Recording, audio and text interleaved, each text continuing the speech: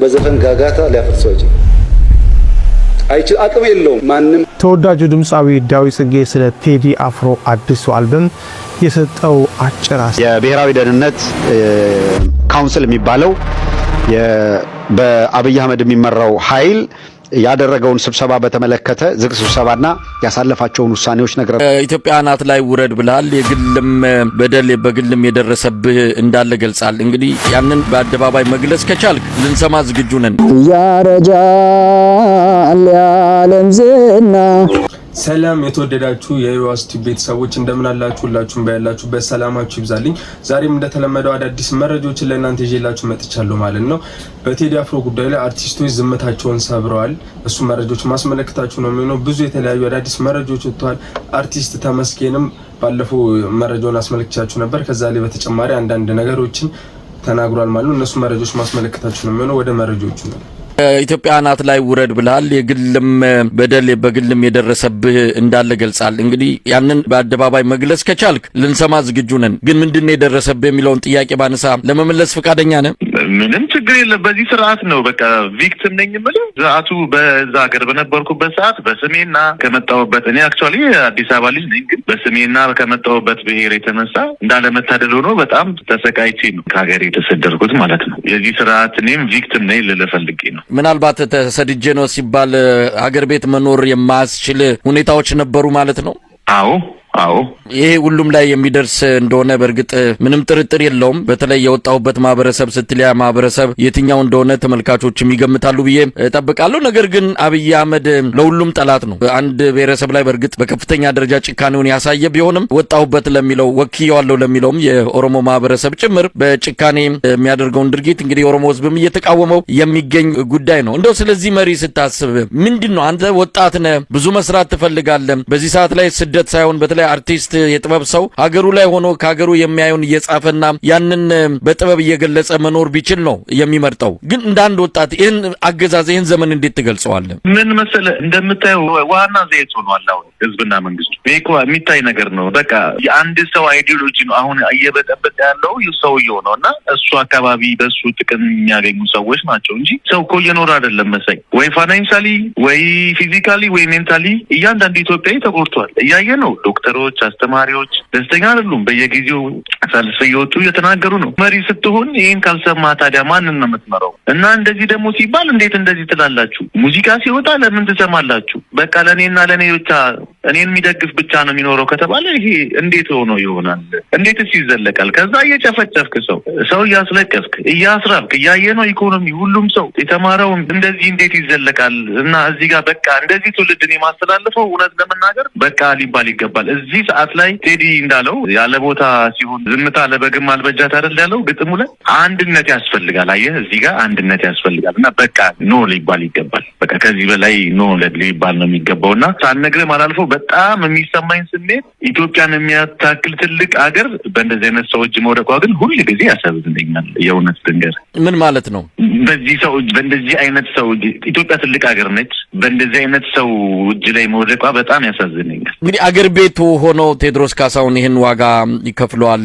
ብዙዎቻችን የምንደነቀው በአምባገነኖች ፊት በጨካኞች ፊት ልካቸውን መንገር ጨካኝነታቸውን መንገር ይህንን የመሰለ መስዋዕትነት የለም ነው። አንተ ውጭ ሆነ መቃወም ለምን አገር ቤት መተ እንደ ቴድሮስ ካሳሁን ዋጋ አትከፍልም ለሚሉ ምላሽ አለ ይሆን? ውጭ ወጥቶማ ማንንም ይናገራል። እንደ ቴድሮስ ካሳሁን አገር ቤት ሆኖ አምባገነኖች ፊት ነው ልካቸውን ወይም ማንነታቸውን ጭካኔያቸውን መጋፈጥ የሚል ነገር ይነሳልና ለዚህ ምላሽ ምንድነው? ያ ቴዲን ከሁላችንም የሚለየው እሱ ነው። ዛው ስርዓቱ ላይ ሆነ ይሄን መናገር ራሱ ብቃት ይጠይቃል። ግን እኔም እንደነገርኩ እዛ ያለው ደስተኛ ሆኜ አይደለም በብዙ እየተፈተንኩ እንዲኖርኩት ደስተኛ ሆኜ ተመችቶኝ አይደለም የተቀመጥኩት የነበረው እየተሰቃየው ነበረ በስርዓቱ ማለት ነውና ይሄን ለማድረግ የተመቻቸ ሁኔታ አላገኘውም ማለት ነው። ግን ቴዲን መረጃው እንደተከታተላችሁት ነው። ድምጻዊ ተመስገን ከሀገር ወጣበትን ምክንያት ሲናገር ነበርና በመቀጠልም አርቲስት ዳዊት ጽጌ ስለ ቴዲ አፍሮ የተናገረው አንድ ንግግር አለ። እሱን ተመልክተን እንመለስ። ተወዳጁ ድምጻዊ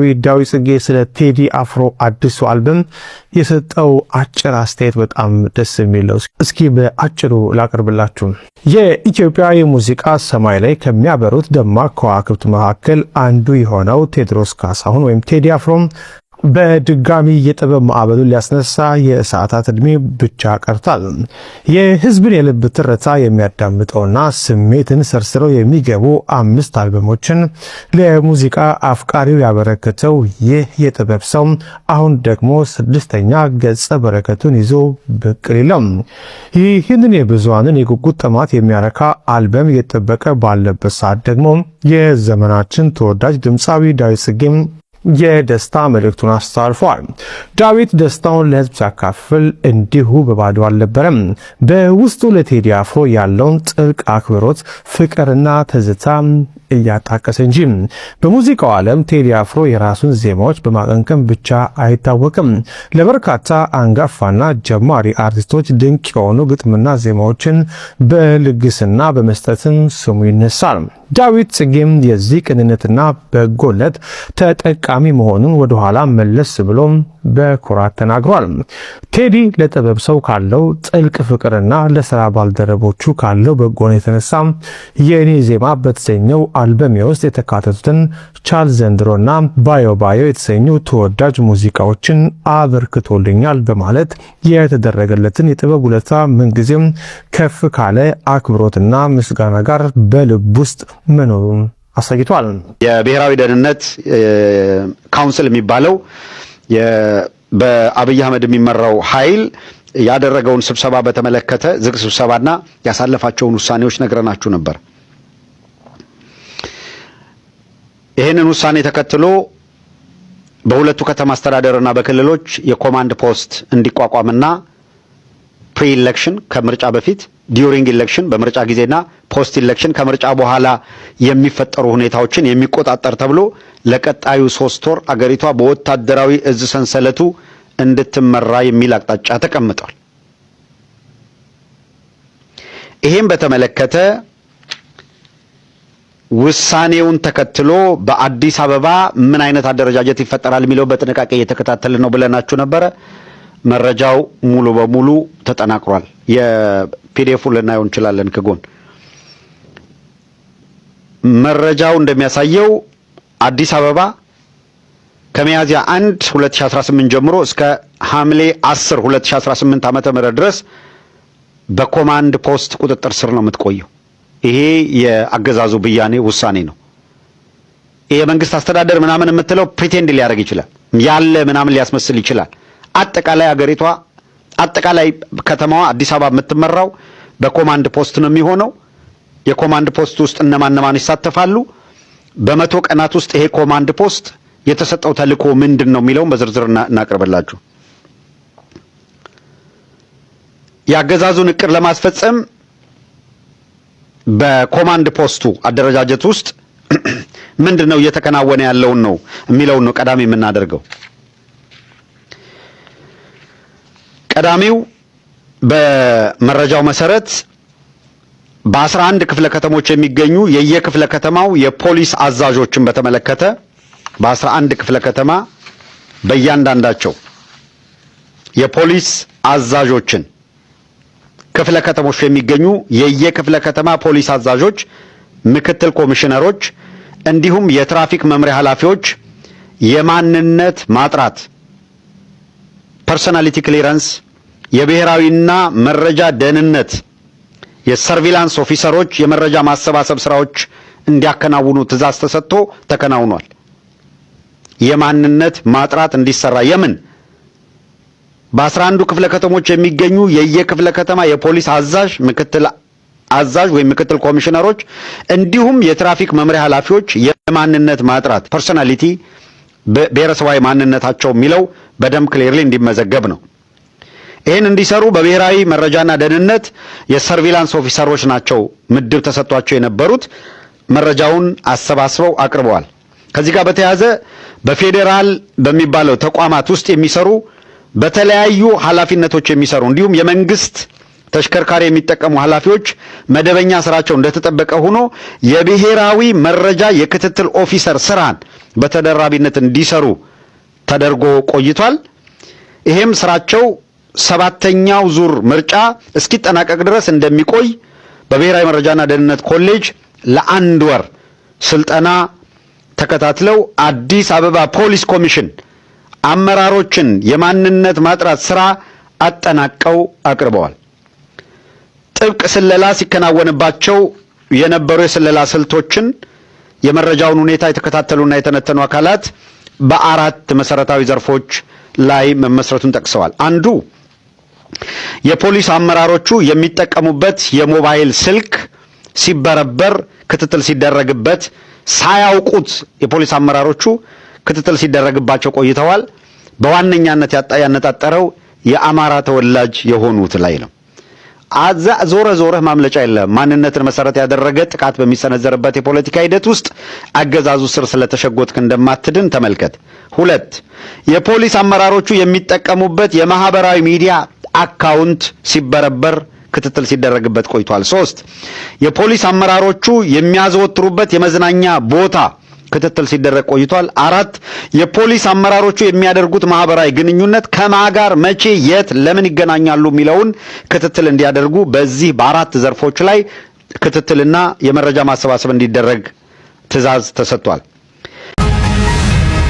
አርቲስት ቴዲ አፍሮ የብልጽግናውን መንበር የሚነቀንቅ የህዝብን ብሶት በዜማ ማውጣቱን ተከትሎ የታፈኑት አርቲስቶች ድምጻቸውን ማሰማታቸውን ቀጥለዋል። ታዋቂው የሙዚቃ አርቲስት ተመስገን ገብረ እግዚአብሔር ወይም ተሙ በአገሪቱ ወቅታዊ ሁኔታ ላይ ያለውን ጥልቅ ስጋትና አስተያየት በማህበራዊ ሚዲያ በለቀቀው ተንቀሳቃሽ ምስል ይፋ አድርጓል። ድምጻዊው በንግግሩ አሁን ያለው የመንግስት አመራር መንገድ እጅግ አሳሳቢ መሆኑን በመጥቀስ አስተዳደሩ ኃላፊነቱን እንዲያስረክብ ጠንከር ያለ ጥሪ አቅርበዋል። አርቲስቱ በሀገሪቱ እየታየ ያለው ማህበራዊና ፖለቲካዊ ቀውስ ከግል ጥቅምና ከፖለቲካ ፍላጎት በላይ የሆነ የሰብአዊነት ጉዳይ መሆኑን ገልጿል። አሁን ያለው ገዢው መንግስት የአንድን ወገን ፍላጎት ብቻ የሚያስቀድም መሆኑን የጠቀሰው ድምጻዊው ራሱም የዚህ ሂደት ተጠቂ እንደነበር አስታውሷል። በተለይም በህዝቦች መካከል እየተፈጠረ ያለው ክፍፍል ቀደምት አባቶች ካቆዩልን የአንድነትና የመከባበር እሴት ጋር የሚቃረን መሆኑን በዝርዝር አስረድቷል። በተጨማሪም በህዝብ ስም የሚደረጉ የፖለቲካ ንግግሮች ትክክለኛውን የህዝብ ፍላጎት የማይወክሉ መሆናቸውን በመግለጽ አመራሩ በሰላማዊ መንገድ ከስልጣን እንዲወርድ አሳስቧል።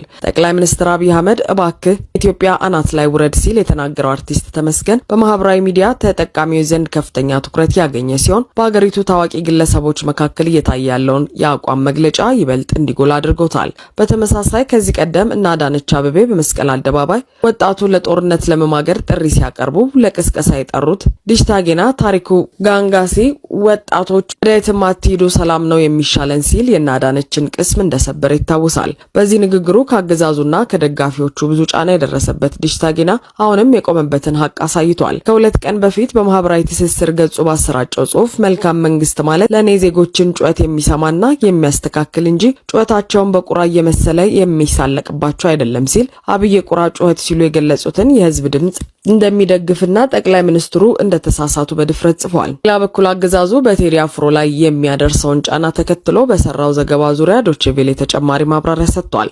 ከአርቲስት ቴዎድሮስ ካሳሁን ጋር የሚገናኝ የወንጀል ምርመራ በእጁ እንደሌለ የፌዴራል ፖሊስ መግለጹን በኦንላይን የሚያትሙ የሀገር ውስጥ የመገናኛ ብዙሃን መዘገባቸውን ዶቼቬሌ መግቢያው ላይ አስፍሯል። የአርቲስት ቴዎድሮስ ካሳሁን የሙዚቃ ስቱዲዮ ተዘርፎ እንደነበር ዶቼቬሌ የአርቲስቱን የቅርብ ሰዎች አነጋግሮ ባለፈው ዓርብ መዘገቡን አስታውሷል። ዶቼቬሌ በዘገባው የአርቲስቱን የቅርብ የመረጃ ምንጮች ጠቅሶ መሳሪያ የታጠቁና በተሽከርካሪ የመጡ አካላት ጠባቂዎችን በመደብደብ አዲስ አበባ ውስጥ በተለምዶ ሲኤምሲ በሚባለው አካባቢ ከሚገኘው የአርቲስቱ ስቱዲዮ ንብረቶች መዝረፋቸውን ዘግበዋል። ነገር ግን ቲግቫ ኢትዮጵያ የተሰኘው የኦንላይን አታሚ ፌዴራል ፖሊስ የወንጀል ምርመራ ጠቅላይ መምሪያ የወንጀል ምርመራ ኦፕሬሽን ዋና መምሪያ ኃላፊ ምክትል ኮሚሽነር ሙሊሳ አብዲሳን አነጋገርኩ ብሎ ባወጣው ዘገባ ፖሊስ የሚሰራው በህግና በህግ ብቻ መሆኑን በማመልከት የፌዴራል ፖሊስ እንደዚህ አይነት ውንብድና አይሰራም የሚል ምላሽ ማግኘቱን ጠቅሷል። ሆኖም ቲግቫ ኢትዮጵያ የተሰኘው ሚዲያ አላግባብ ዘገባን አንሻፋል ሲል ዶቼቬሌ ወቅሷል። ቲግቫ ኢትዮጵያ ዶቼቬሌን በጠቀሰበት የዘገባው ክፍል ከተዘረፉት ውስጥ ያልወጡ የሙዚቃ ስራዎች ያሉባቸው ፋይሎች እንዳሉ ዘግቧል። ነገር ግን ዶቼቬሌ ምንጩን ጠቅሶ አርቲስት ቴዎድሮስ በርካታ የሙዚቃ ስራዎች እንዳሉትና አብዛኛዎቹ እስካሁን ለመውጣታቸውን ዘገበ እንጂ ቲግቫ እንዳለው ከተዘረፉት ውስጥ ያልወጡ የሙዚቃ ስራዎች ያሉባቸው ፋይሎች እንዳሉ ያለውም ነገር የለም። ይህም የቲግቫ ዘገባ ከአውዱ ውጪ የተወሰደ መሆኑን ከዶቼቬሌ ያስገነዝባል። ዶቼቬሌ አርቲስት ቴዎድሮስ ካሳሁን ኢትዮሪካ የሚል ስያሜ የተሰጠው አዲሱ የሙዚቃ አልበሙ በይፋ ከመለቀቁ ቀናት አስቀድሞ የተፈጠረውን ውዝግብ ጨምሮ ለአርቲስቱ ቅርበት ነበራቸው የተባሉ ሰዎች እስራትና በቅርቡ ተዘረፈ የተባለውን ስቱዲዮ በተመለከተ ፌዴራልና የአዲስ አበባ ፖሊሶችን ለመጠየቅ ያደረገው ጥረት ለጊዜው እንዳልተሳካም ገልጿል። የፌዴራል ፖሊስ የህዝብ ግንኙነት ኃላፊ አቶ ጄይላን አብዲን በእጅ ስልካቸው ላይ ደውለን ብናገኛቸው በስራ ላይ መሆናቸውን ገልጸው ማክሰኞ መልስ ሊሰጡን እንደሚችሉ ለጣቢያችን ተናግረዋል ይላል የዶቼ ቬሌ ዘገባ። ሆኖም ብልጽግና በቴዲ ጉዳይ ለዶቼ ቬሌ መልስ መስጠት ያልፈለገው ዓለም አቀፍ ሚዲያ እንደመሆኑ መጠንና ካለው ጠንካራ የአሰራር ስርዓት በፎሎ አፕ ጥያቄዎች ውሸቴን ያጋልጥብኛል በሚል ስጋት እንደሆነ ግልጽ ነው። በዘፈን ጋጋታ ሊያፈርሰው አይችል አቅም የለውም። ማንም ኃይል በህዝብ ድምጽ በዲሞክራሲያዊ መንገድ የመጣውን መንግስት በኃይልና በወረቀት በዘፈን ጋጋታ ሊያፈርሰው አይችል አቅም የለውም። አይችልም። መረጃዎቹ እንደተመለከታቸው ነው። ለዛሬ ይዤላችሁ መጣሁላችሁ መረጃዎች እኚህን ይመስላሉ። ብዙ አርቲስቶች ዝምታቸውን እየሰበሩ ነው። የቴዲ አፍሮ ነገር ደግሞ አሁንም አነጋጋሪ መሆኑ እንደቀጠለ ነው። መንግስትም ብዙ ሰጣ ገባ ውስጥ መግባቱን ተመልክተናል ማለት ነው። ሌላ መረጃዎችን ይዤላችሁ እስከመጣ ቸር ቆዩ። ያረጃል የዓለም ዝና